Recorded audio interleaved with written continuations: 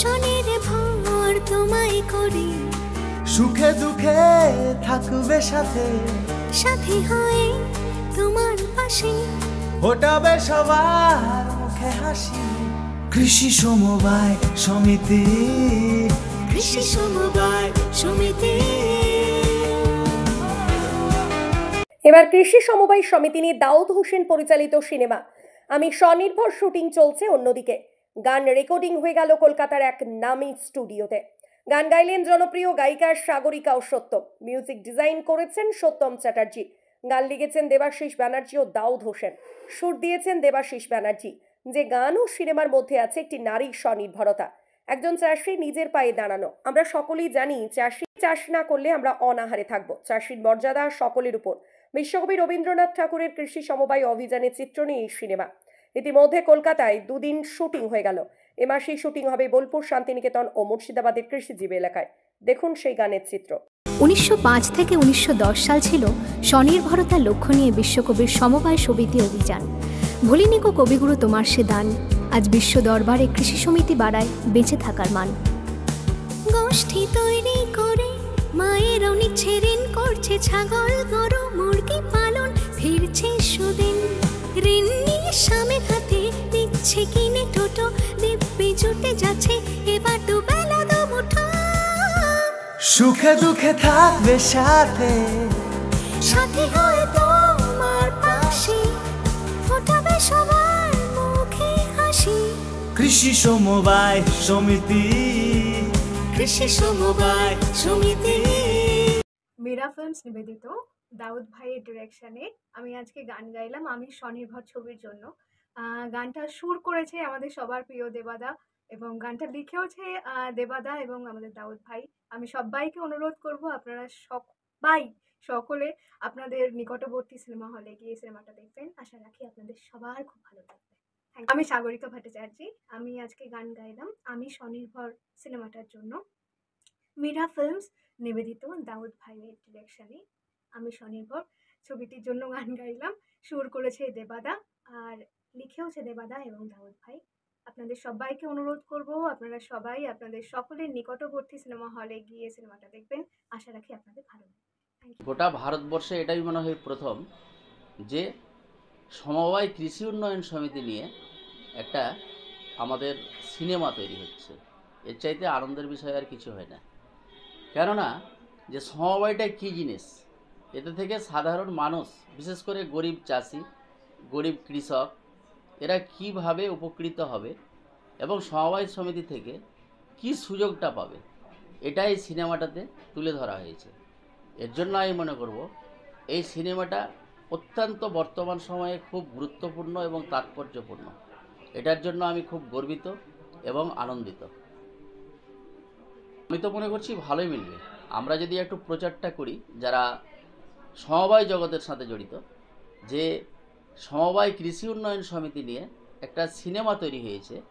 তোমরা যেরকম অন্য 5টা সিনেমা মানে সিনেমা হলে গিয়ে কিংবা টিভিতে দেখো, এই সিনেমাটাও একইভাবে দেখতে হবে।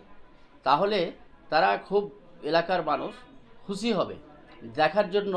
আবার তো মনে হয় ভিড় উপচে পড়বে যে সত্যি আমরা তো ব্যাংকে যাই, সমবায় ব্যাংকে লোন নিতে দেখি, লোন শোধ করতে দেখি, টাকা জমা দিই, টাকা তুলি, এই যে সমস্ত কাজগুলো, এটা বাস্তবটা কী জিনিস, এতে থেকে মানুষ কিভাবে উপকৃত হবে, মানুষের সুবিধাটা কি পাচ্ছে। আমরা এতদিন পর্যন্ত অফিসে সেটা দেখতে পেলাম, কিন্তু বাস্তবে কিভাবে তৈরি হলো, এটা কিভাবে মানে চলবে, এটা নিয়ে মানুষ কী ভাববে, এই জিনিসগুলো কিন্তু খুব ভালো। এটা তো আমি খুবই গর্বিত যে দাউদ ভাইকে প্রস্তাবটা আমি দিয়েছিলাম যে দেখো দাউদ, আমরা এই সমবায়ের মাধ্যমে গরিব কৃষকদের ঋণ দিয়ে থাকি, গোষ্ঠী গঠন করে দারিদ্র সীমার নিচে বসবাস করি গরিব মেয়েদের আর্থিকভাবে স্বনির্ভর করি, তাদেরকে বিভিন্ন ট্রেনিং দিয়ে থাকি।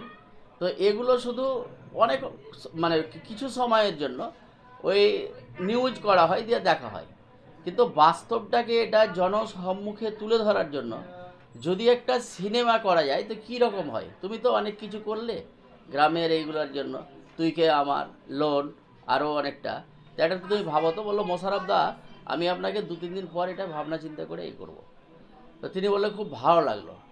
দিয়ে আস্তে আস্তে আমরা পুরো ঘটনাটা দুজন মিলে আলোচনা করলাম যে এই ভাই এই জিনিস, এটাতে এই আছে এই আছে, এক কথায় সমবায় নিয়ে পুরোপুরি আলোচনা করলাম। দাউদ আমাকে বলল খুব ভালো জিনিস, এটা হলে খুব ভালো হয়, তো এটা আমি করব। কিন্তু আমি তো প্রথমে দাউদের আগে প্রশংসাটা করব যে একজন বিড়ি শ্রমিক, খুব গরিব ঘরের ছেলে, একজন বিড়ি শ্রমিক। আমি দাউদকে দেখেছি 4-5 বছর আগে এই টুকিটাকি খবরগুলো করতো, সেখান থেকেই উঠে এসছে। তারপরে আমরা ওই কাঁকুড়েতে যেতাম, নাটক করতে দেখেছি।